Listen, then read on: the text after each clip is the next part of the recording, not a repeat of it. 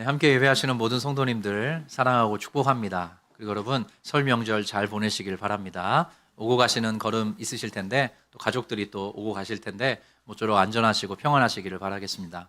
저는 이렇게 특별히 추석도 그런데요. 설 명절이 다가오면 특별히 좀 마음이 좀 먹먹해집니다. 왜냐하면 저의 지난 날이 생각나기도 하고 어떤 일이냐면 제가 온 가족 중에 홀로 처음 예수를 믿었거든요. 그러니까 명절이 참 즐겁고 기쁘고 기대되는 날이면서 동시에 조금 부담되는 날이었어요. 제사 문제가 또 있었기 때문이죠. 그래서 우리 아름빛교회 성도님 중에도 믿지 않는 부모, 형제, 또 일가의 여러 가지 상황들을 두고 기도하는 분들이 더러 계실 거예요. 근데 제가 그렇게 축복해드리고 싶어요. 여러분의 모든 기도, 그 가슴앓이, 또 전전긍긍할 수밖에 없는 마음들 하나님이 다 알고 계신다고 꼭 말씀드리고 싶습니다. 저희 부모님께서 함께 예배하게 되시는데 20년 걸렸거든요. 그래서 20년 넘어서 제사 지내던 그 상에서 예배드리게 됐습니다. 그래서 저는 우리 성도님들을 위해서 기도할 때도 성도님들 중에 그런 기도 제목이 있는 분들 위해서 기도할 때 하나님 제사 드리는 그 상이 바뀌어서 예배드리는 상 될 수 있도록 도와주십시오. 그렇게 기도하고 있어요. 우리 성도님들의 그 간절한 기도, 소원, 하나님을 향한 바람, 그런 것들 하나님이 다 이미 알고 계시다, 헤아리고 계시다, 그런 믿음과 소망과 용기를 가지고 이번 명절도 잘 보내셨으면 좋겠습니다. 제가 오늘은 시 한 편 읽고 설교를 시작하겠습니다. 시 제목이 누군가 행복할 수 있다면 이라는 제목이고요. 용혜원 시인의 시입니다. 나로 인해 누군가 행복할 수 있다면 그것은 그 얼마나 놀라운 축복입니까? 내가 해준 말 한마디 때문에, 내가 준 작은 선물 때문에, 내가 베푼 작은 친절 때문에, 내가 감사한 작은 일들 때문에 누군가 행복할 수 있다면 우리는 이 땅을 살아갈 의미가 있습니다. 나의 작은 미소 때문에, 내가 나눈 작은 봉사 때문에, 내가 나눈 사랑 때문에, 내가 함께 해준 작은 일들 때문에 누군가 기뻐할 수 있다면 내일을 소망하며 살아갈 가치가 있습니다. 아멘 하고 싶은 그런 시죠. 제가 오늘 설교 제목을 이렇게 정했습니다. 누군가 기뻐할 수 있도록. 누군가 기뻐할 수 있도록 이렇게 정해봤는데요. 한 주간 내내 사실 지난주에 좀 나누었던 말씀이기도 한데 이 말씀이 제 마음속에서 떠나지를 않는 거예요. 되게 좀 특별한 경험이었습니다. 그래서 한 주 내내 지난주 설교의 마지막 본문과 또 오늘 또 이어지는 말씀을 좀 연하여서 우리 성도님들에게 마음을 좀 나눠드리고 우리 모두가 함께 누군가에게 기쁨을 나누어주는 그런 존재로 좀 살아가면 좋겠다, 이런 축복과 격려를 좀 전하고 싶더라고요. 요즘에 참 그 안팎에 들려오는 뉴스들 보면 이렇게 인상을 찌푸리게 만들지 인상을 펴게 만드는 그런 소식이 없어요. 근데 최근에 요즘 뭐 축구가 아주 효자더라고요. 은혜를 많이 받더라고요, 우리 국민들께서. 근데 그 손흥민 선수 제가 이제 설교 때도 한번 얘기했는데 말도 그렇게 잘해요. 그래서 요번에 뭐 4강전 진짜 뭐 거의 누가 그러더라고요, 댓글에. 클린스만이라는 지금 국가대표팀 감독인데 축구 감독이 아니라 영화 감독이라고.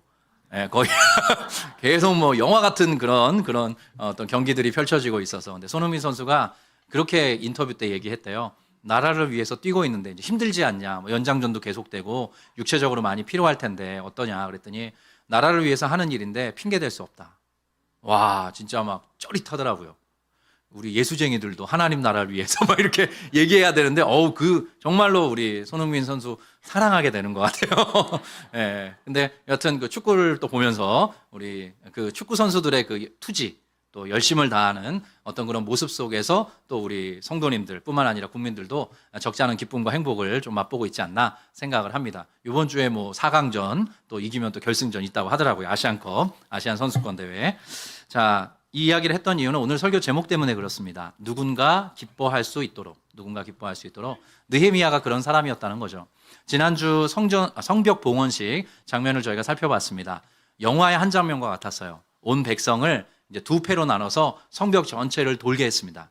성벽 전체를 돌 때 그냥 돈 게 아니라 하나님 앞에 승리의 찬양, 감사의 찬양, 뜨거운 찬양의 고백을 올려드리면서 성벽을 쫙 돌게 만들었어요. 그리고 그 온 백성이 하나님의 성전 앞에 딱 머물러서 더 크게 또 하나님께 열정적인 찬양을 올려드리는 장면이 지난 말씀에 있었습니다. 그리고 이 성벽 재건의 역사가 140년 만에 있었다 말씀드렸어요. 그러니까 남유다 왕국이 멸망할 때, 그때가 기원전 586년경인데 그때 무너졌던 성전과 성벽이었거든요. 근데 이제 에스라 때로부터 저희가 쭉 지금 살펴보고 있는데 어렵게 성전은 재건된 상태예요. 조그맣지만 솔로몬 때와는 좀 다른 조그만 성전 재건하고 살아가고 있는데 성벽 제거는 엄두를 못 내고 있었던 겁니다. 근데 140년 만에 하나님께서 느헤미야라는 한 사람을 딱 세우셔서 그 백성 가운데 기이한 일을 행하신 거죠. 온 백성이 얼마나 감격스러웠겠어요. 그래서 지난주 설교의 마지막 대목인데요. 영화의 한 장면과 같이, 그래서 많은 학자들은 이 대목을 에스라서 느헤미야서에 합쳐서 클라이막스 장면이라고 이야기를 하더라고요. 한번 띄워주실까요? 여러분이 읽어주세요. 시작. 이날에 무리가 큰 제사를 드리고 심히 즐거워하였으니 이는 하나님이 크게 즐거워하게 하셨습니다. 부녀와 어린아이도 즐거워하였으므로 예루살렘에 즐거워하는 소리가 멀리 들렸느니라. 네, 이 귀한 말씀인데요. 에스라 느헤미야의 아주 그냥 압축적인 최종적인 어떤 종착지의 한 장면으로 이렇게 지금 묘사가 되고 있습니다. 기쁨이에요, 기쁨. 즐거움이라고 되어 있는데 기쁨입니다. 그래서 온 백성이 기뻐했다. 하나님께서 기뻐하게 하셨기 때문이라. 그 다음에 부녀와 어린아이들도 기뻐했고 그 예루살렘 온 백성들이 기뻐하고 즐거워하는 소리가 멀리까지 들렸다. 마치 이렇게 그림 언어처럼 영화의 한 장면처럼 우리에게 이렇게 글로써 이때의 이 감격, 벅찬 어떤 가슴 뛰는 그 감정을 이렇게 묘사해 주고 있습니다. 근데 제가 아까 말씀드렸던 것처럼 한 주 내내 이 말씀이 떠나지 않는 거예요. 왜 떠나지 않았냐 하면 지난주에 설교를 하고 났는데도 한 주 내내 우리 아름빛교회 성도님들 행복하신지, 우리 아름빛교회 성도님들 즐겁게 기쁘게 신앙생활 하면서 일상을 살아가고 계신지 계속 제가 묻게 되더라고요. 여러분 어떠십니까? 네, 답을 정해놓고 여쭤보는 거죠. 네, 근데 다른 게 아니라 제 마음속에 그렇게 기도하게 돼요. 우리 아름빛교회 성도님들 하나님 안에서 즐거워할 수 있도록 도와주십시오. 하나님 안에서 기뻐하며 살아갈 수 있도록 도와주십시오. 하나님 안에서 행복할 수 있도록 도와주십시오. 그리고 느헤미야처럼 제가 쓰임받을 수 있도록 도와주십시오. 이런 기도를 하게 되더라고요. 제게 주신 은혜가 있습니다. 제게 주신 하나님의 특별한 기쁨이 있고요. 제게 주신 스토리가 있고 제게 주신 행복의 그런 여러 가지 이야기들이 있습니다. 제가 우리 성도님들에게 그 모든 스토리를 잘 전해드리는 그런 목회자로 쓰임받기를 원하게 돼요. 그래서 그런 마음을 가지고 한 주 내내 이 말씀을 품고 예루살렘 성에서 함께 즐거워했던 그 온 백성의 모습이 우리 아름빛교회 성도님들의 모습이 되었으면 좋겠다. 이런 마음을 가지고 기도하게 되었습니다. 또 하나 이제 오늘 조금 더 본문으로 깊이 들어가 보려고 하는데요. 느헤미야가 어땠을까? 느헤미야가 그 광경을 바라보면서 느헤미야의 그 마음이 어떠했을까? 그거를 좀 한 주 내내 묵상해 보게 됐어요. 정말 곱씹게 됐습니다. 우리가 알다시피 느헤미야는 굳이 오지 않아도 되었었습니다. 왜냐하면 그는 왕궁의 고위 관리였어요. 굳이 그 땅까지, 예루살렘 땅까지 오지 않아도 되었는데 하나님의 어떤 부르심을 따라 또 상황적인 인도하심 속에서 보냄을 받게 된 거죠. 그래서 그 백성들이 그 어마어마한 여러 가지 위협도 있고 공격도 있고 우여곡절이 참 많았는데 그 모든 일들을 이겨내고 극복하면서 하늘의 하나님께 기도하면서 느헤미야와 그 온 백성이 그 시간들을 견뎌냈죠. 그리고 이제 정말로 성벽을 봉헌하면서 온 백성이 어우러져서 마치 다윗 때처럼 솔로몬 왕 때처럼 그렇게 함께 어우러져서 찬양하는 모습을 느헤미야가 바라보면서 느헤미야의 마음이 그 심정이 어떠했을까? 그걸 한 주간 제가 생각해 보게 됐던 것입니다. 느헤미야의 마음, 그의 간절한 기도, 그의 애씀과 수고, 그의 희생과 헌신을 느헤미야서를 통해서 우리가 그동안 확인했거든요. 아마도 지난날의 그 모든 시간들이 정말 그 흔히 하는 말이죠. 주마등처럼 쫙 하고 스쳐 지나갔을 거예요. 그리고 이렇게 함께 온 백성들과 함께 주님 앞에 기쁜 찬양을 올려드리며 성벽 봉헌식을 행하게 하신 그 하늘의 하나님, 느헤미야의 머릿속에 있었던 문구죠. 하늘의 하나님, 창조주 하나님, 주권자 하나님에 대한 감사와 감격이 느헤미야의 마음속에도 있었던 겁니다. 결국 여러분 성도로 살아간다는 건 어떤 거냐면요. 우리로 인해서 누군가가 기뻐하게 되는 것, 그걸 꿈꾸는 게 바로 성도의 삶입니다. 하나님이 그런 방식으로 우리의 삶을 이끌어 가세요. 그리고 가만 보시면 느헤미야의 섬김과 수고, 희생과 헌신을 통해서 이 온 백성 가운데 기쁨과 즐거움, 행복이 가득하게 되었어요. 그 장면을 보면서 느헤미야도 지금 감사하고 감격하고 기뻐하고 있습니다. 그래서 우리가 가장 행복할 때, 가장 기쁠 때가 언제냐면 이런 겁니다. 그냥 삶에서 좋은 일이 우연히 딱 생겨나면 효과가 별로 지속이 안 돼요. 근데 우리로 인해서 누군가가 기뻐하게 되고 그렇게 기뻐하는 사람이 그 기뻐한다는 어떤 느낌을 나에게 전해줄 때 그것을 다시 되돌려받는 우리가 너무나 기쁘고 행복하게 됩니다. 제가 비근한 예를 하나 들어드릴게요. 이 설교를 준비하면서 딱 떠올랐던 장면이 있어요. 제가 29살 때 결혼을 했습니다. 결혼을 29에 했는데 그때가 직장인 3년차가 아니라 대학 3학년이었어요. 29 대학 3학년이 용맹스럽게 결혼을 했습니다. 저희 아내는 이제 유치원 교사로 박봉이었지만 여튼 일을 하고 있었고요. 근데 저희가 결혼하자마자 한 달 만에 아기가 생겼어요. 아이가. 그래서 이제 그 아이를 낳게 됐습니다. 이름은 정혁이라고 이렇게 돼 있습니다. 지금 이제 중학생이 됐어요. 근데 정혁이가 태어나고 나서 저희 가정 상황이 어땠냐면 제가 총신대학교 신학대학원, 이제 학부를 졸업하고 신학대학원에서 공부를 하게 됐는데 1년 동안 기숙사에 살아야 했어요. 그래서 저는 이제 떨어져야 되는 거죠. 그리고 금토일 이렇게 또 월요일, 금토일은 또 교회 사역에 전념해야 됐고 월요일이면 또 신대원에 들어가야 되는 이런 상황이었어요. 그리고 저희 아내도 상황이 어땠냐면 저희 아내는 이제 저보다 한 살 더 어리니까 이제 아이를 낳고 이제 놀랍게도 한 40일 만에 복직을 했어요. 유치원으로. 왜 했냐면 큰 아이가 이제 방학 때 태어났는데 대체교사를 구해서 이제 그 반을 부탁을 했죠. 근데 그 아이들이 우리 선생님 어디 갔냐고 그렇게 자꾸 이렇게 연락을 한다는 거예요. 저희 아내가 아주 제대로 유치원 교사시거든요. 아주 잘하십니다. 저도 키워주셨잖아요. 이런 말 하면 우리 자매님들이 이렇게 좋아하셔. 다들 남편들을 키우고 계신가 봐. 막 이런 거. 오늘 3부로 올려야 될 것 같네요. 제가 2부 안 되고 하고 좀 과하게 나간 것 같습니다. 여하튼 뭔 얘기하다. 그렇게 했는데 그래서 아내가 이제 일을 하고 저도 이제 신대원에서 공부를 하고 그러니까 가족이 뿔뿔이 흩어져 있고 또 출근을 해야 됐기 때문에 큰 아이를 저희 어머니께서 키워주셨어요. 비교적 가까이에 사셔서 이제 어머니께서 주중에 맡아서 우리 큰 아이를 길러주시고 저희 아내랑 제가 이제 주말에 데리고 왔다가 또 월요일이면 보내고 뭐 이런 식으로 저희가 시간을 좀 보냈습니다. 근데 제가 그때예요. 애가 돌 정도 좀 지났을 때 한 1년 반 가까이 길러주셨는데 제가 어느 날 평일에 좀 시간이 돼서 저희 어머니 댁에 본가에 이제 갈 일이 있어서 집에 갔습니다. 근데 여기 이제 아드님들 계신데 아드님들 중에도 집에 가면 하는 그 특별한 행동들이 있을 텐데 저는 저희 어머니 아버지 집에 가면 꼭 하는 행동이 있습니다. 첫 번째 행동이에요. 뭘 것 같으세요? 냉장고를 열어보는 겁니다. 우리 어머니 아버지 뭐 드시고 사시나 열어보는 거예요. 그럼 어머니 아무것도 없어 열어보지 마 이렇게 얘기하시는 거죠. 근데 제가 그때 열어봤더니 아무것도 없지 않더라고요. 뭐가 있었냐면 우리 아이를 한창 키워주실 그때였는데 그 왜 딸기 플라스틱 팩 있잖아요. 투명한 팩. 그게 3개가 가지런히 놓여 있는데 제가 그걸 보고 딸기 볼 수 있잖아요. 아니 간식으로 드시고 이렇게 하시나 보다 하는데 딸기 알이 이만한 거예요. 그 아주 고르고 고른 좀 과장법을 썼습니다. 딸기가 이만하진 않죠. 딸기 알이 큰 거를 이렇게 한쪽에 딱 모아놓은 거예요. 그래서 어머니 딸기가 있네요. 제가 이렇게 물었어요. 그랬더니 어머니가 그거 정혁이 거야 그러시는 거예요. 손대지 말라는 거죠. 탐내지 말라는 거예요. 그래서 그게 왜 그런가 봤더니 그거는 이제 저희 아버지도 못 드시고 저도 못 먹어요. 오로지 손주를 위해 마련된 거예요. 그래서 그게 왜 3팩인가 봤더니 아침 먹고 한 줄, 점심 먹고 한 줄, 저녁 먹고 한 줄, 그 다음날 아침 먹고 한 줄, 점심 먹고 한 줄, 저녁 먹고 이틀치인 거예요, 그게. 그러니까 애한테 이것저것을 먹여봤더니 딸기를 너무 좋아하는 거예요. 그래서 이제 그거를 이제 미리 딱 비축을 해놓고 그것도 아주 고르고 골라서 튼실한 거, 좋은 걸로. 그래서 이게 그 한 줄씩 이제 밥 먹고 대접을 하시는 거죠. 근데 애가 그걸 꼬물꼬물 먹는데 어머니의 배가 부르신 거예요. 너무나 그 기쁨, 행복, 감사, 즐거움 이런 것들이 커지시는 거죠. 꼭 같지는 않지만 그와 비슷한 느낌입니다. 그러니까 느헤미야가 백성들이 기뻐하고 백성들이 즐거워하고 백성들이 행복해하는 모습을 보면서 하나님 앞에 느꼈을 기쁨과 행복이 바로 그런 것이었던 거죠. 네. 그러니까 이런 겁니다.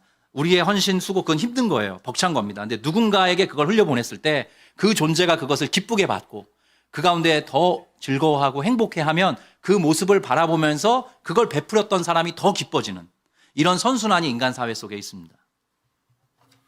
그래서요. 느헤미야는 예수 그리스도의 그림자입니다.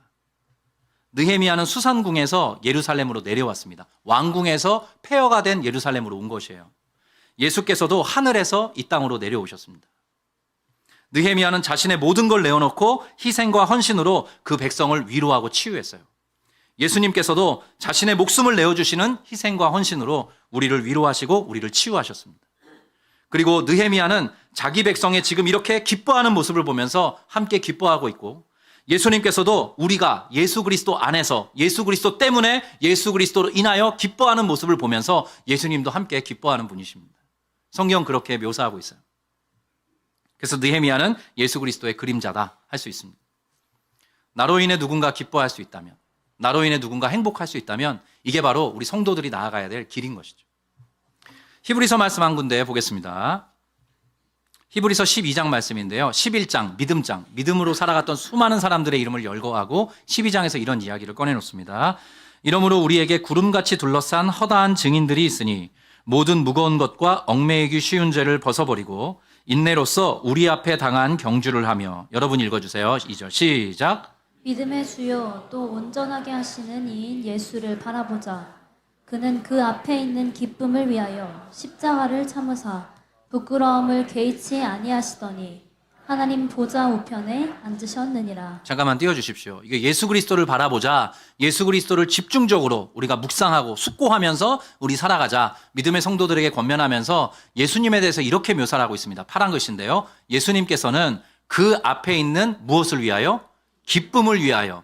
그 앞에 약속되고 보장되고 장차 주어질 기쁨을 위하여 십자가를 참아내셨대요.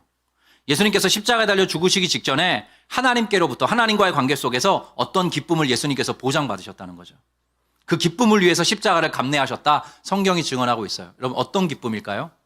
저와 여러분입니다. 저와 여러분이 기뻐하며 저와 여러분이 자유케 되고 저와 여러분이 행복을 느끼고 저와 여러분이 즐겁게 정말 사람다운 사람, 아름다운 사람, 참 사람으로 살아가는 그 장관을 염두에 두고 그 기쁨을 위해서 기쁨을 향해서 십자가를 참아내신 분이 바로 예수 그리스도다. 성경이 이야기합니다. 예수님의 기쁨은 그래서 저와 여러분이에요. 오늘 느헤미야가 이 백성을 바라보며 기뻐하듯이 말이죠. 예수님께서 그래서 우리에게 그 기쁨을 선사해 주시고 우리가 그 예수님이 주시는 기쁨 안에서 기뻐하는 모습을 바라보면서 예수님 자신이 기뻐하기를 원하셔서 십자가를 참아내셨다. 성경이 그렇게 일러주고 있습니다. 그래서 성숙한 신앙인이 누구냐? 건강한 신앙인이 누구냐? 그리고 진짜 예수의 사람, 예수의 뒤를 따라가는 사람은 누구냐? 뭐 여러 가지 이야기를 할 수 있어요. 물론 우리 중에 완벽한 성도는 없습니다. 온전해지기 위해 더 분투하는 거죠. 근데 바로 이것입니다. 어떤 사람이 건강한 성도, 정말로 아름다운 성도가 되느냐? 누군가가 기뻐할 수 있도록, 누군가가 나 때문에 행복할 수 있도록 자기 자신을 내어주는 사람입니다. 자기 자신을 할애하는 사람이요. 왜냐하면 우리가 그걸 해서 뭘 더 바라는 게 아니라 예수께서 먼저 우리에게 그렇게 하셨기 때문이에요. 예수께서 먼저 자기 자신을 내어드리심으로 우리를 기뻐하게 만드셨기 때문에 우리도 기쁘게 예수의 뒤를 따라 우리 자신의 것을 내어놓는 것입니다. 그러한 방식으로 살아가는 자의 삶을 성도다, 예수의 제자다, 그렇게 성경이 이야기해주고 있다는 거죠. 어제 이제 아까 말씀드렸던 것처럼 오늘 새벽에 이제 청년들이 돌아왔습니다. 아마 다음 주에 또 청년들의 그런 선교 보고가 있을 거예요. 일종의 가는 선교를 하고 이제 필리핀 지역에서 섬기고 돌아왔습니다. 아까 제가 광고 때 말씀드렸던 것처럼 이번 설 명절 어간에는 우리 관내에 우리가 좀 살펴야 될 영혼들이 누가 있을까 하다가 고아와 과부와 나그네를 향한 하나님의 마음이 흘러가기 때문에 이주 노동자가 점점 늘어나고 있대요. 그래서 지금 한 250만 명 된다고 합니다. 우리 주변에 흔하게 이제 찾아볼 수 있게 되는 거죠. 근데 제가 형편이 좀 어떠냐 물어봤어요. 그랬더니 어떤 센터를 목사님께서 운영하셔서 이주 노동자들을 섬기고 있는데 아마 동남아 쪽에서 오신 분들인 것 같아요. 대부분 그렇죠. 근데 너무 안타까운 이야기를 제가 들은 거예요. 교육자, 준비하는 교육자. 우리 김성찬 전사님이 지금 준비하고 계신데 그분 따뜻한 나라에서 오신 분들이시거든요. 근데 세상에 온수기가 고장났다는 거예요. 그래서 이 엄동설 안에 찬물로 샤워를 하고 계시대요. 그래서 제가 조금 우리 성도님들 지난번에 선교 헌금 사실 넘치게 해주셨거든요. 그래서 그런 것들 잘 또 교회의 어떤 재정 상태를 논의해서 그런 부분도 좀 살펴드리고 오면 좋겠다. 제가 그렇게 좀 부탁을 했습니다. 그래서 앞으로 우리 아름빛 교회를 통해서 우리가 가는 선교도 하겠고 또 우리 주변에서 우리가 할 수 있는 어떤 선교적인 역할도 우리 교회가 하면 좋겠어요. 근데 여러분 핵심은 뭐냐 하면 우리가 왜 찾아가고 왜 그들을 살펴야 되나요? 그들에게도 기쁨이 회복되기를 바라는 마음으로 우리가 나아가는 것입니다.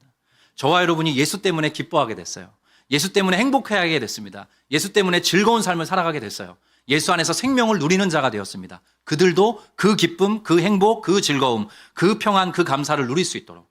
그래서 선교의 동력은 기쁨을 잃어버린 자 혹은 기쁨을 잃어버린 땅에 그 영혼과 그 땅에 하나님의 기쁨이 흘러갈 수 있도록 섬기는 것, 그것이 바로 선교인 것입니다.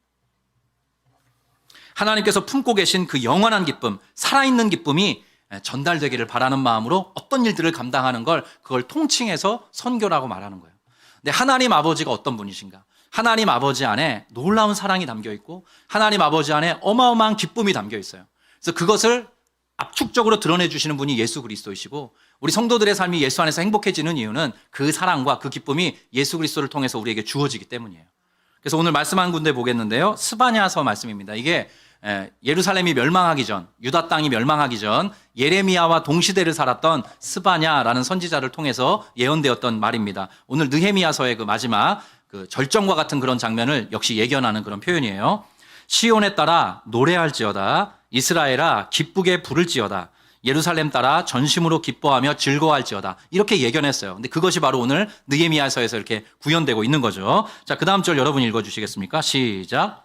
여호와가 내 형벌을 제거하였고 내 원수를 쫓아냈으며 이스라엘 왕 여호와가 내 가운데 계시니 내가 다시는 화를 당할까 두려워하지 아니할 것이라. 너희에게 있는 모든 죄의 문제, 연약의 문제, 악의 문제를 내가 해결하겠다. 하나님이 그렇게 말씀하시는 겁니다.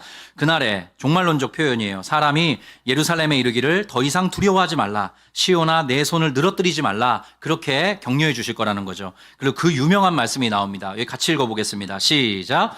너희 하나님 여호와가 너의 가운데에 계시니 그는 구원을 베푸실 전능자이시라. 그가 너로 말미암아 기쁨을 이기지 못하시며 너를 잠잠히 사랑하시며 너로 말미암아 즐거이 부르며 기뻐하시리라 하리라. 성경에 나오는 말씀 중에 가장 아름다운 말씀 중 하나예요. 네, 제가 한 번 더 읽겠습니다. 너희 하나님 여호와가 너희 가운데에 계시니 그는 구원을 베푸실 전능자이시라. 그가 너로 말미암아 저와 여러분으로 말미암아 기쁨을 이기지 못하시며 우리를 잠잠히 사랑하시며 우리로 말미암아 즐거이 부르며 기뻐하시리라 하리라.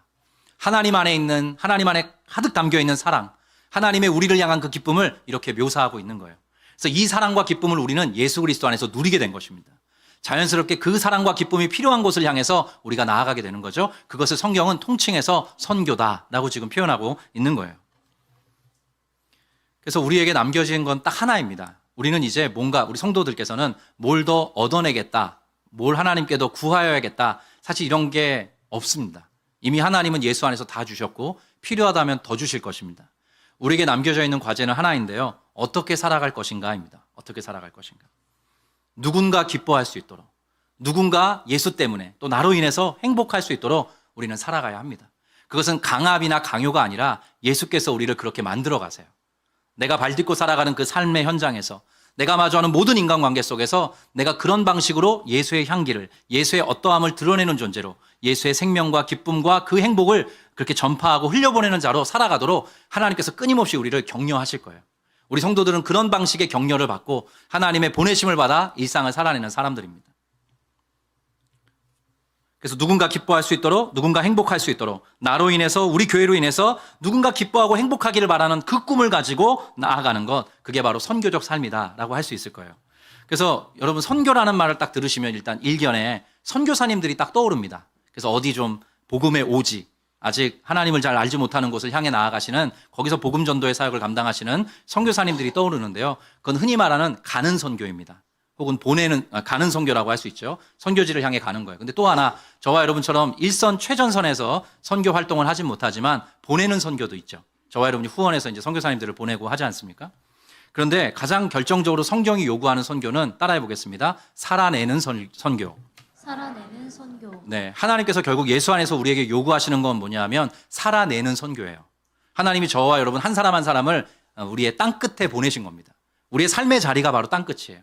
거기에서 살아내는 선교를 감당하길 원하세요. 어떻게? 예수 그리스도의 기쁨이 흘러가길 바라면서, 예수 그리스도의 즐거움이 우리를 통과해서 누군가에게 전달되기를 바라는 마음으로 우리가 그 부르심에 합당하게 반응해 나아가야 한다는 것이죠. 그래서 요즘에 그 캠프 기간입니다. 오늘 그 중등부 수련회가 이제 지금 아마 거의 마무리가 됐을 거예요. 그래서 그 이게 중등부 친구들, 제가 어제 잠깐 갔었는데 중등부 친구들 한 70명 모아놓고 나니까 선생님들도 사실 쉽지 않으시고, 사실 만만하지 않아. 너무 좋은 공간에서 이렇게 수련회 캠프가 진행되는데 아마 3부 때 우리 또 교사분들은 오셔서 함께 예배하시지 않을까 생각을 합니다. 또 오늘까지 진행이 되는데 우리 캠프 때 너무나 수고하신 우리 선생님들 제가 격려해드리고 싶어요. 우리 교사분들께서 이런 느헤미야와 같은 역할을 감당하고 계신 거예요. 여러분에게 주신 예수의 기쁨, 예수의 생명, 예수의 행복을 지금 나누고 계신 거죠. 제가 어제 중등부 가가지고 그 캠프 현장에 가서 이런저런 이야기를 이제 교육자님, 부장님과 함께 했는데 놀라운 사실을 발견했어요. 중학교 1학년, 2학년, 3학년, 3학년을 몰아넣었거든요. 중학교 그 1, 2, 3학년 안에 세대 차이가 있답니다. 어마어마하대요. 어마어마하대요. 1학년과 3학년은 전혀 다른 사람들이래요. 근데 제가 봐도 그래요. 제가 봐도 저희 이제 둘째가 중1이 돼서 갔거든요. 애기예요, 아직. 이제 초등학교를 각 졸업했는데 그냥 아기예요. 애기예요. 근데 벌써 이렇게 그 중학교 3학년 특별히 우리 그 뭐라고 해야 되나? 여학생들. 저는 이제 자매님들이라고 부릅니다. 왜냐하면 그 자매님들이라 불러야 될 것 같더라고요. 딱 봤더니 그래요. 왜냐하면 이게 확실히 다른 거예요. 중3 자매님들은 정말로 이 포스가 남달라요. 그래서 제가 그런 얘기를 주고받는데 문득 인기척이 들여서 딱 뒤를 돌아봤더니 중3 자매님들이 이제 계단을 타고 딱 내려오시는데 주머니에 딱 이렇게 손을 딱 넣고 이렇게 내려오는데 정말 자매님들이시더라고요. 청년들 같은 포스가 딱 느껴져요. 그래서 그 학년들을 함께 묶어서 중등부라는 이름으로 이제 묶어는 냈는데 얼마나 많은 변화가 있겠어요. 예, 특별히 또 다른 부서도 다 마찬가지지만 중등부를 섬기는 교사분들의 참 수고가 많더라고요. 중등부뿐만 아니죠. 우리 유치부로부터 우리 유년부, 소년부, 다음 세대를 섬기는 모든 교사분들 바로 이 역할을 하고 계신 거예요. 느헤미야와 같은 그런 역할. 그들이 기뻐할 수 있도록. 나는 기뻤는데, 나는 즐겁고 행복해졌는데 그들이 기뻐하고 그들이 즐거워하고 그들이 행복하게 저들의 삶을 살아가기를 바라는 마음으로 헌신하고 계신 거죠. 그 수고가 헛되지 않도록 하나님께서 복 내려주시기를 간절히 소망합니다. 그리고 또 하나 제가 이렇게 이런 말씀들을 쭉 나누어 드리면서 제 마음에 좀 이렇게 한 부류의 분들이 이렇게 마음에 남아요. 어떤 분들이냐면 마음이 쓰이는 거죠. 믿음의 선배님들입니다. 예, 우리 믿음의 선배님들. 우리 소위 시니어라고 저희가 이제 통칭을 하는데 믿음의 앞선 세대 우리 성도님들께서 아름빛 교회 안에서 행복하시면 좋겠다. 정말로 기쁘게 즐겁게 찬양하고 예배하면서 정말로 즐겁게 살아가시면 좋겠다. 일부 예배가 마치고 나면 몇몇 이제 우리 시니어 성도님들이 저를 찾아오셔서 이런저런 안부를 나눠주시거든요. 그땐 조금 여유가 있어서. 근데 한 분이 그러세요. 목사님, 이제 우리 콩나물국밥 먹으러 가요. 막 이러시는 거예요. 근데 그런 모습도 너무너무 좋고. 일단 한 분 한 분의 우리 믿음의 선배님들, 어목한 시기를 견뎌내고 오늘까지 몸된 교회를 섬기고 가정을 섬기고 애쓰고 수고하신 우리 믿음의 선배님들께서 행복하셨으면 좋겠다 이런 생각을 해요. 근데 제가 최근에 왜 이런 고민을 또 하게 됐냐면 공교롭게도 우리 기독교 매거진에 제가 글을 하나 기고하게 됐습니다. 근데 그게 뭐냐면 시니어 사역과 관련된 이야기예요. 근데 그 시니어 사역, 저희 교회가 이제 분당 우리 교회에서 분립했던 29개 교회 중에 유일하게 개척할 때부터 시니어 사역자를 뽑아서 준비를 한 교회입니다. 근데 왜 그러냐면 인구 구성이 이렇게 달라지고 있는 거예요. 제가 얼추 확인을 해봤더니 지금 상태로라면 10년이 지나면 65세 이상 우리 성도님들이 300명이 돼요. 저희 교회에서. 그러니까 그런 식으로 달라지고 있는 거죠. 근데 통념적으로, 기본적인 통념적으로 65세부터를 소위 표현이 적절하진 않은데 노인 인구로 구분을 합니다. 근데 이 구분이 너무 오래됐다는 거예요. 이게 현실하고 안 맞는다는 거예요. 왜 그런가 봤더니 제가 하나 말씀드릴게요. 기대 수명이 1985년에는요, 우리나라가 69세였답니다. 그러니까 그 정도 보통 사셨던 거예요. 근데 지금 한 40년 정도 지났는데 지금은 기대 수명이 83세에서 4세 넘어가고 있으시대요. 넘어가고 있고 그리고 여성들의 경우는 90에 가까우시답니다. 그러니까 시대가 달라진 거예요. 근데 65세 분을 이제 노인을 칭하는 시니어라고 저희가 지칭을 하니까 받아들이시기가 어려우신 거예요. 제가 봐도 그렇겠더라고요. 제가 우리 시니어 사역자 또 이제 아직 교회가 개척 기간이어서 개척 시기를 보내고 있어서 제가 원점에서 다시 고민하라 그랬어요. 같이 고민해라. 정말로 이렇게 시니어라는 지칭을 써도 되는지 아니면 어떤 식으로 우리 65세 성도님들을 잘 섬겨야 될지 고민해봐라. 그런 고민이 담겨있는 또 제가 글을 쓰기도 했고요. 서울에서 설문조사를 했답니다. 노인이라고 하면 몇 살 정도 되면 노인이라는 칭함을 받기에 적절하냐 이런 조사를 했더니 65세가 이제 아니에요. 73세, 74세 정도로 나왔습니다. 그러니까 오늘 이제 사실 그 대표기도 하셨던 이천 순장님이 70이 좀 넘으셨거든요. 저보다 건강하세요. 자기 관리의 끝판왕이시거든요. 그래서 이제 앞으로는 이제 65세가 돼서 이제 노인을 표하는 그 시니어시다 이렇게 칭하는 게 좀 적절하지 않을 수 있다. 그래서 제가 이 시니어 사역, 우리 믿음의 선배님들 어려운 시기를 견뎌내고 여기까지 오셨는데 즐겁게 기쁘게 신앙생활 할 수 있도록 한번 다시 고민해봐라. 이런 부탁을 우리 교육자들에게 했습니다. 이 말씀을 드리는 이유는 이것이에요. 우리 아름빛 교회 정말 우리 성도님들 남녀노소를 막론하고 기쁨이 나누어지는 그런 교회가 되었으면 좋겠어요. 그 기쁨의 본류는 하나님이십니다. 예수 그리스도를 통해서 우리에게 기쁨을 주실 텐데 그 기쁨이 구석구석 흘러가서 아무도 소외되지 않고 제가 가끔 하는 기도 중에 이런 기도가 있어요. 우리 성도님 한 분도 은혜에서 소외되거나 배제되지 않고 하나님의 은혜를 꼭 누릴 수 있도록 도와주십시오. 제가 그런 기도 하거든요. 그래서 모든 성도들이 기쁘게 즐겁게 행복하게 신앙인으로서의 여정을 펼쳐가면 좋겠어요. 그리고 우리가 발딛고 살아가는 그 자리에서 누군가 기뻐할 수 있도록 우리의 삶을 내어주고 우리의 삶을 할애하면서 함께 걸어가는 예수의 공동체 되기를 주의 이름으로 축원합니다. 자, 말씀 한 구절만 더 볼게요. 12장 44절 그 다음 절인데 봉헌식 날 있었던 일입니다. 근데 좀 재밌어요. 네, 저만 재밌으면 안 되는데 여튼 저는 말씀 읽다가 너무너무 재밌었는데 한번 보겠습니다.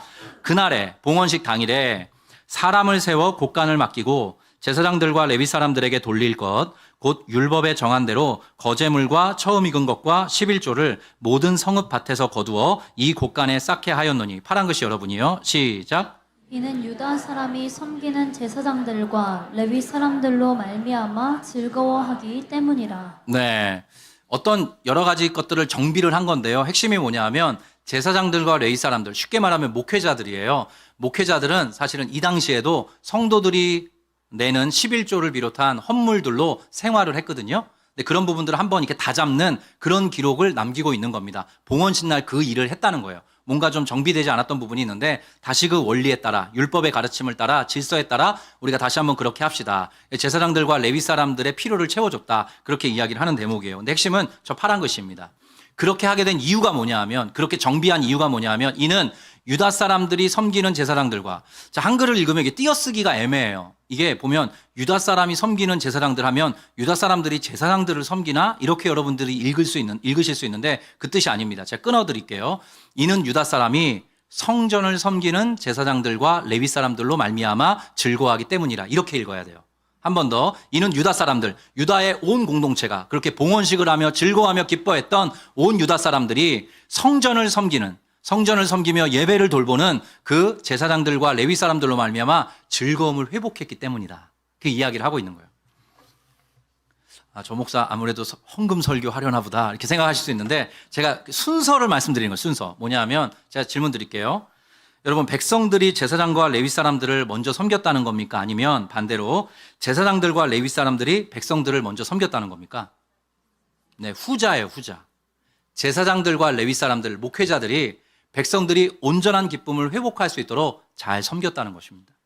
그게 잘 섬기고 백성들 마음속에 하나님이 주시는 기쁨과 즐거움과 행복과 감사가 회복이 되니까 아, 참 예전에 모세율법에 이렇게 이야기했지, 그 제도 다시 한번 정비합시다. 그래서 그 제사장들과 레위 사람들, 목회자들의 필요를 이 공동체가 한 마음이 되어 채워넣어 줬다는 것입니다. 그래서 제가 이 부분을 두고 이제 기도하게 되더라고요. 저는 건강한 교회의 전형을 여기에서 확인하게 됩니다. 그리고 기도하게 되었어요. 제가 읽어드리겠습니다. 하나님, 우리 목회자들이 성도들을 잘 섬길 수 있도록 도와주십시오. 한국교회 모든 목회자의 섬김을 통해서 온 성도에게 기쁨이 회복되도록 이끌어 주십시오. 우리 아름빛교회 성도님들께서 기쁨을 누리실 수 있도록 저와 교육자들을 위해 은혜와 지혜를, 그리고 주님의 마음을 허락해 주십시오. 그런 기도를 하게 되었어요. 우선순위가 그렇습니다. 제사장과 그리고 레위 사람들, 목회자들이 성도들을 잘 섬긴 거예요. 성전은 눈에 보이는 건물을 이야기하는 게 아니라 예배를 이야기합니다. 예배와 그 공동체를 잘 섬긴 것이에요. 그랬더니 백성이 함께 기뻐하면서 또 제사장과 레위 사람들을 섬기는 모습이 오늘 표현되고 있는 겁니다. 제가 목회를 송태근 목사님 곁에서 12년 동안 배우면서 가장 많이 들었던 건 한 줄의 경구입니다. 성도들을 위해 목회자가 있는 것이지 목회자를 위해서 성도가 있는 것이 아니다. 한 번 더 하겠습니다. 성도들을 위해서 목회자가 있는 것이다. 목회자를 위해서 성도가 있는 게 아니다. 그것을 끊임없이 저희에게 가르치셨어요. 오늘 그 장면이 여기에 표현이 되고 있는 거죠. 먼저 목회자들이, 우리 성도들이 온전한 기쁨을, 온전한 즐거움을 회복할 수 있도록 그들이 잘 섬긴 것입니다. 정말로 우리 아름빛교회가, 한국의 모든 교회가 이런 이 아름다운 모습을 회복해 가기를 간절히 소망하게 돼요. 그러한 방식으로 또 함께 기도해가는 우리 성도님들 되셨으면 좋겠습니다. 이 이야기가 어떻게 끝나나 보겠습니다. 그 이야기가 이렇게 완결됩니다. 45절 말씀 한번 띄워주시면요. 그들은, 그 목회자들, 제사장들, 레위인들을 이야기해요. 그들은 하나님을 섬기는 일과 결례의 일에 어떻게 했다고 그럽니까? 힘썼답니다. 힘썼다는 거예요. 성도들을 온전히 기쁘게 하는, 성도들이 올바른 예배자로 서게 하는 그 일에 마음을 기울였다는 거예요. 모든 목회자들이 이렇게 섬겼다는 겁니다. 그러면서 노래하는 자들과 문지기들도 함께 그러하여 모두 다윗과 그의 아들 솔로몬의 명령을 따라 행하였으니. 자, 47절 여러분 읽어주세요. 시작. 수르바벨 때와 느헤미야 때에는 온 이스라엘이 노래하는 자들과 문지기들에게 날마다 쓸 몫을 주되 그들이 성별한 것을 레위 사람들에게 주고 레위 사람들은 그것을 또 성별하여 아론 자손에게 주었느니라. 네, 아론 자손은 제사장들을 이야기합니다. 이게 제도가 어떻게 됐었냐면요. 쉽게 말씀드리면 백성들이 한 마음이 되어서 11조 헌금을 냅니다. 11조 헌금을 드리면 그 11조 헌금을 레위 사람들이 받아요. 레위 사람들이 그걸로 생활을 하는데 레위 사람들이 받은 그 헌금 중에서 또 10분의 1을 떼서 그건 제사장들에게 줍니다. 숫자가 더 적거든요. 그런 식으로 그 온 백성이 이러한 방식으로 그 공동체, 함께 예배하는 그 공동체를 세워갔다. 이렇게 이야기를 하고 있는 거예요. 그래서 제가 그 한 가지 이게 되게 좀 조심스러운 말씀인데 여러분 마음을 열고 좀 들어주십시오. 우리 아름빛 교회가 이제 29개 교회 함께 분립 개척할 때 우리 29개 교회 교역자들이 어떤 선택을 했습니다. 어떤 선택이었냐면 29개 교회 교역자들의 사례를 공통적으로 정한 것입니다. 기준을 정했어요. 그래서 우리 모든 교역자들, 저를 비롯한 아름빛 교회 교역자들이 분리 시점에 저희가 함께 논의했던 그 29개 교회 그 교역자 사례에 맞춰서 우리 성도님들의 헌금을 통해 저희가 사례를 받고 있습니다. 그래서 제가 부탁드릴게요. 오늘 이게 좀 어떤 분에게 좀 오해가 되실 수 있는데 편하게 말씀드리면 우리 교역자들에게 선물하지 않으셔도 됩니다. 우리 교역자들에게 선물 앞으로 하지 않으셔도 돼요. 어떤 분이 이렇게 뭐라도 하나 좀 드리고 가시려고, 그러니까 그 마음은 제가 너무 잘 알겠어요. 그런데 우리 목회자들도 사람이어서 받으면 기분 좋지만 그게 또 어떻게 되냐면 이걸 또 되돌려 드려야 되는 거예요. 그게 저희한테 좀 부담이 됩니다. 그래서 제가 오늘 이 설교가 나온 김에 이미 성도님들께서 하나님께 올리시는 그 헌금을 통해서 우리 목회자들의 그 생활이 이루어지고 있다는 말씀을 드려요. 그러니까 우리 목회자들한테 별도로 뭐 선물을 하시거나 하시지 않으셔도 돼요. 그리고 어제도 제가 우리 혜원 전사님하고 광주 오포 쪽에 이제 신방을 하고 왔는데 좀 가까운 거리는 아니니까 우리 성도님께서 그게 좀 죄송하셨나 봐요. 고맙기도 하시면서 그러면서 이렇게 기름값이라도 좀 하시라고 저한테 봉투를 들고 이렇게 문 앞에까지 나오신 거예요. 근데 제가 정중하게 사양했습니다. 그래서 앞으로도 우리 성도님들 목회자들한테 뭐도 안 하셔도 됩니다. 우리 성도님들께서 충분히 헌금을 통해서 우리 교회의 여러 가지 운영이 충분히 잘 되고 있으니까 그렇게 여러분들이 마음을 편하게 가져주시면 좋겠고 선물을 해주시면 저희에게도 그게 부담이 돼요. 그러니까 그런 제가 이제 담임 목사로서 이건 질서의 차원에서 좀 양해의 말씀 또 부탁의 말씀을 드리겠습니다. 그래서 제 마음에 한 주 동안에 이런 여러 가지 생각들이 이제 말씀에 남은 거예요. 그래서 설교가 좀 길어졌습니다. 이제 제가 매듭을 지으려고 해요. 결국은 기독교는요 거래 종교가 아닙니다. 기독교의 정체성은 뭐냐면 따라해 보겠습니다. 덕의 종교. 덕의 종교. 기독교는 덕의 종교예요. 어떤 덕이냐 하면 하나님께서 우리를 어떻게 대하시는가를 우리가 누리면서 그것을 전하는 것입니다. 무엇을 얻어낼 것인가가 아니라 어떻게 살아갈 것인가를 끊임없이 묻는 종교가 기독교예요. 덕의 종교입니다. 우리 교회 주제 말씀에도 이렇게 돼 있죠. 여러분들 많이 암송하실 텐데 우리를 어두운 데서 불러내어 그의 기이한 빛에 들어가게 하신 이의 아름다운 덕을 선포하게 하려 하심이라. 우리를 부르신 이유 자체가 뭔가를 드러내기 위해서 그 하나님의 덕스러움, 하나님 안에 감춰져 있는 사랑과 기쁨을 전하기 위해서 저와 여러분을 부르셨다. 성경이 그렇게 이야기를 하고 있어요. 그래서 이렇습니다. 나로 인해 누군가 기뻐할 수 있도록, 나로 인해 누군가 행복할 수 있도록 예수의 뒤를 따라 살아가는 삶, 그것이 바로 우리 성도들에게 남겨져 있는 숙제이자 과제입니다. 그 길을 따라 예수의 뒤를 따라 살아갈 때 우리의 삶이 점점 더 아름다운 사람으로, 사람다운 사람으로 예수의 제자로 빚어지게 될 거예요. 그런 방식으로 하나님은 끊임없이 우리를 초청하고 계세요. 그래서 제가 설교 결론을 이렇게 맺겠습니다. 여러분의 가정, 여러분의 일상, 여러분의 직장, 여러분의 학교, 여러분의 모든 관계 속에서 그 덕과 그 빛을 드러내는 아름다운 존재로 살아가시기를 주 이름으로 축복합니다. 또 여러분의 가정을 위해서도 그렇게 기도하시고 여러분의 가정 안에서 하나님이 보내시는 첫 번째 공적 자리가 가정입니다. 어떤 분에게는 가정 딱 떠올리기만 해도, 가족 떠올리기만 해도 마음이 좀 힘드실 거예요. 특별히 명절을 앞두고. 근데 여러분 정말 필요한 은혜를 구하시고 필요한 지혜를 구하시고 하나님의 인도하심과 섭리하심을 기대하면서 한 걸음 한 걸음 나아가 보세요.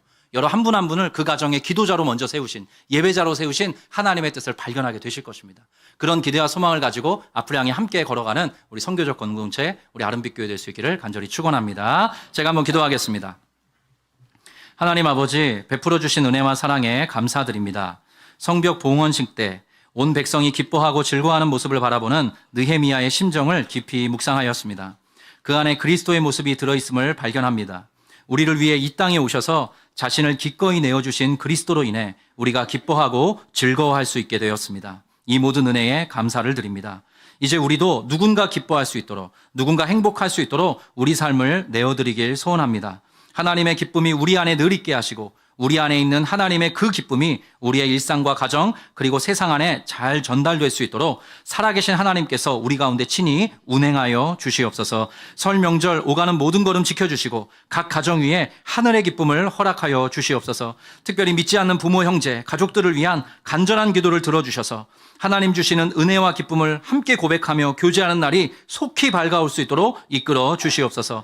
그리고 앞으로 아름빛 교회를 통하여 이 땅 구석구석 하나님의 기쁨이 흘러가기를 소망합니다. 우리 공동체를 그렇게 아름답게 사용하여 주시옵소서. 우리에게 하늘의 기쁨을 선사하여 주시는 주 예수 그리스도의 이름으로 축복하며 기도합니다. 아멘.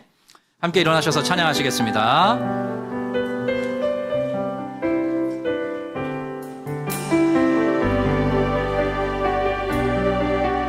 가사를 기억하면서 찬양하겠습니다. 나 주님의 기쁨 되기 원하네. 내 마음을 새롭게 하소서. 새 부대가 되게 하여 주사.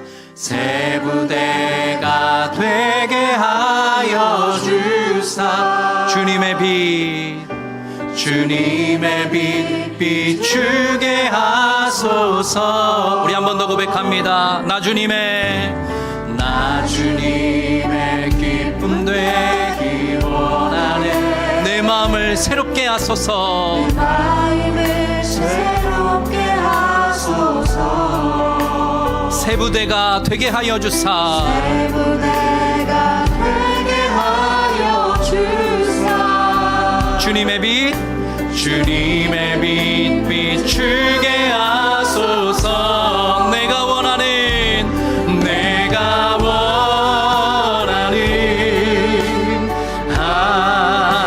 주님의 기쁨이 되는 것. 주님의 기쁨이 되는 것. 내가 원하는 한 가지. 내가 원하는 한 가지. 주님의 기쁨이 되는 것. 2절입니다. 겸손히 내 마음 드립니다. 겸손히 내 마음 드립니다. 나의 모든 것 받으소서. 나의 마음 깨끗게 씻어 주사. 오직 주의 길로 행하게 하소서. 내가 원하는 한 가지. 내가 원하는 한 가지. 주님의 기쁨이 되는 것. 되는 것. 내가 원하는 한 가지. 주님의 기쁨이. 내가 원하는 한 가지. 오직 한 가지. 주님의 기쁨 되기 원합니다.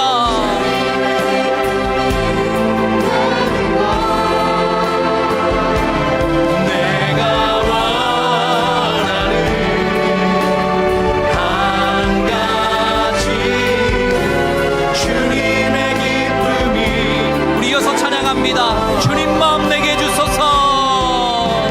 주님 마음 내게 주소서. 내 아버지. 주님 마음 내게 주소서. 나를 향하신 주님의 뜻이 이루어지도록. 주님 마음. 우리 마지막으로 선포합니다. 주님 마음 내게 주소서. 주님 마음 내게 내 아버지. 주님 마음 내게 주소서. 나를 향하신 주님의 뜻이 이루어지도록. 주님 마음 내게 주소서. 우리 짧게 한번 기도하고 일어나겠습니다. 우리 첫 번째 기도할 때, 하나님, 나의 삶을 통하여서 하나님께 기쁨과 영광을 올려드리기를 원합니다.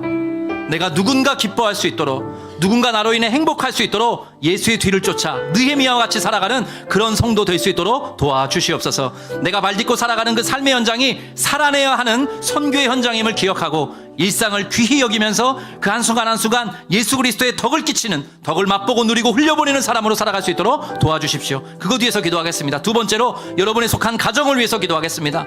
명절을 앞두면 가정 안에 여러 가지 일들이 다시 한번 수면으로 확 떠오릅니다. 여러분께서 그 가정의 기도자이시고 여러분께서 그 가정의 예배자이십니다. 하나님께서 여러분을 통해서 하나님의 일을 하실 것입니다. 여러분의 가정에 켜켜이 쌓여있는 여러 가지 스토리를 가지고 하나님 그 모든 것들이 하나님이 내려주시는 기쁨과 사랑으로 극복되고 회복될 수 있도록 함께하여 주시옵소서. 이 모든 기도의 제목을 가지고 주여 한번 간절히 외치고 함께 통성으로 기도하겠습니다. 주여, 하나님 아버지 은혜와 사랑에 감사합니다. 주님의 기쁨, 주님을 정말로 주님으로 모시고 살아가는 그런 자의 만족을 제가 경험합니다. 우리가 나름 믿교회 성도한 사람 한 사람을 제가 섬기는 그런 목사로 끝까지 아름답게 살아갈 수 있도록 도와주시고, 아내와의 관계 속에서, 우리 아르들과의 관계 속에서, 우리 교육자들과의 관계 속에서, 우리 순장님들을 비롯한 리더십들과의 관계 속에서 내가 정말 주님의 마음으로 그 영혼들을 섬기고 돌보고 사랑하고 그 영혼들에게 기쁨을 나누어주는, 누군가 기뻐할 수 있도록, 누군가 행복할 수 있도록 리더십을 발휘하는 그런 성도로 걸어갈 수 있도록 주님 붙잡아 주시옵소서. 하나님의 여러 가지 가정에 켜켜이 쌓여있는 문제들이 있습니다. 하나님 명절어간에 우리 귀한 성도들 눈물 뿌리면서 가슴앓이 하면서 기도하시고 또 하나님의 은혜를 구하실 때 하나님께서 하나님의 일을 나타내 보여주시옵소서. 우리 귀한 성도들의 간절한 소원과 기도의 제목들이 땅에 떨어지지 않도록 도와주시고, 한 분 한 분의 기도, 한 분 한 분의 예배, 한 분 한 분의 그 사랑과 헌신과 순종을 통하여서 각 가정에 놀라운 일들이 일어나서 하나님이 주시는 기쁨으로 회복되는 장관이 펼쳐질 수 있도록 간섭하여 주시옵소서. 여호와는 내게 복을 주시고 너를 지키시기를 원하며, 여호와는 그 얼굴을 내게 비추사 은혜 베푸시기를 원하며, 여호와는 그 얼굴을 너에게로 향하여 드사 평강 주시기를 원하노라. 사랑하는 자여, 내 영혼이 잘됨같이 내가 범사에 잘되고 더더욱 강건하기를 내가 간구하노라.